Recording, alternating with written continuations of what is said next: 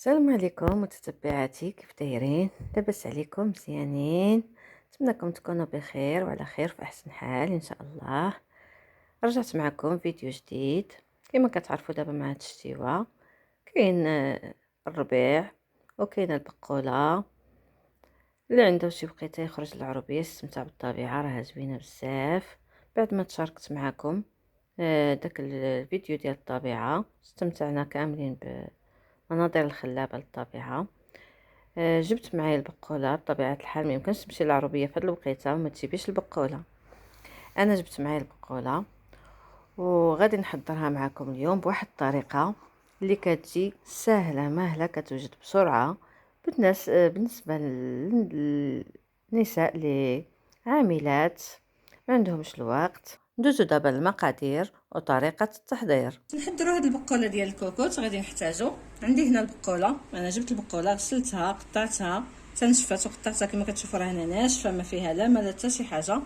هنا غادي كما قلت لكم غادي ندير معكم واحد الطريقه ثانيه ماشي مبخره، غادي نديروها في الكوكوط مع القوام ديالها.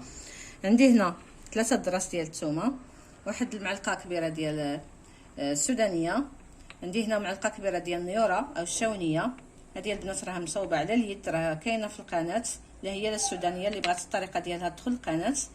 كاين عندي هنايا الخرقوم البلدي طحون على اليد، عندي معلقه كبيره ديال القزبر يابس، معلقه ديال الملحه، واحد المعلقه ديال الكمون، عندي هنا كاس صغير ديال الماء، وهنا كاس ديال العنبه ديال الزيت. انا هنا عندي البلديه والروميه مخلطه، الا كانت حتى البلديه بوحديتها من الافضل، واللي ما عندوش يستعمل الزيت العاديه. اول حاجه غادي نطحن هاد الثومه.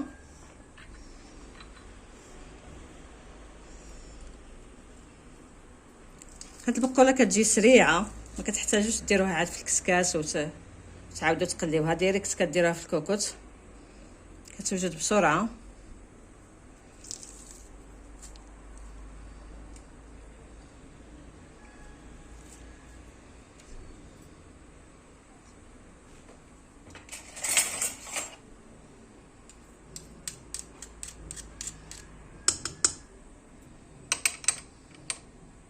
صافي دابا غادي نضيف هاد المقادير اللي ذكرت معكم.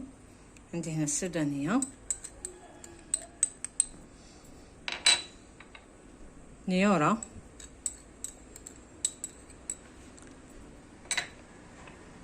نسيت البنات اهم حاجه ولا هي قزبر المعدنوس ما حطيتوش معكم مع المقادير. انا غادي نجيبو، عندي واجد في الفريغو مقطع غادي نضيفو.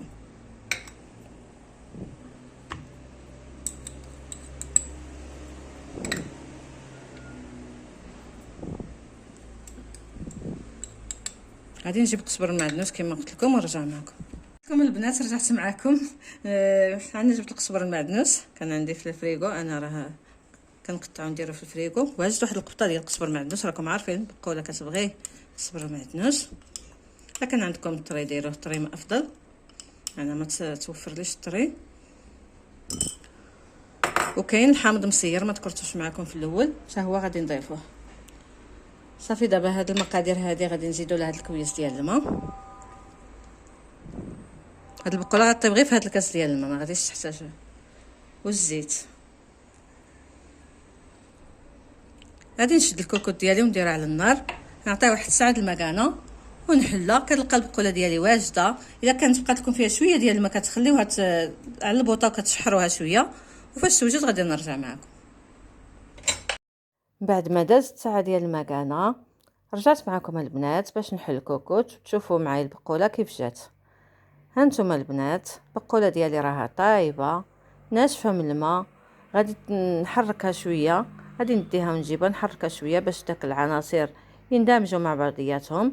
حيت في الاول كما شفتوا انا راني غير حطيت الشرموله من الفوق المقادير اللي ذكرت معكم وغطيتها. دابا عاد غادي نحركها شويه باش تندمج العناصر مع بعضياتها. هي راه واجده طايبه مشحره، والمذاق ما نقولكمش البنات، راه جات زوينه زوينه بزاف، غزاله وجدت بسرعه بلا ما نجي نحتاجو لا كسكاس لا برمه لا والو، بطريقه سريعه. نتمنى البنات هاد الطريقه تعجبكم وتجربوها وتردوا عليا الخبر في لي كومونتير. هانتوما البنات شوفوا لي البقوله ديالي كيف جات، تبارك الله ما شاء الله غزاله. هاد الطريقه راها سهله البنات، ما غاديش تعكزوا عليها، غير نوضوا جربوها. ما حد باقي دابا الربيع البقوله كاينه، سوا تجيبوها من العروبيه اولا تشريوها. ديروها بهاد الطريقه غادي تعجبكم وغادي ترجع هي المعتمده عندكم. نتمنى نكون خفيفه ظريفه على قلوبكم. ما تنساونيش من لايك واشتراك بالنسبه للناس جداد، اشتركوا فعلوا الجرس باش يوصلكم كل جديد. نتلاقاو في فيديو قادم باذن الله.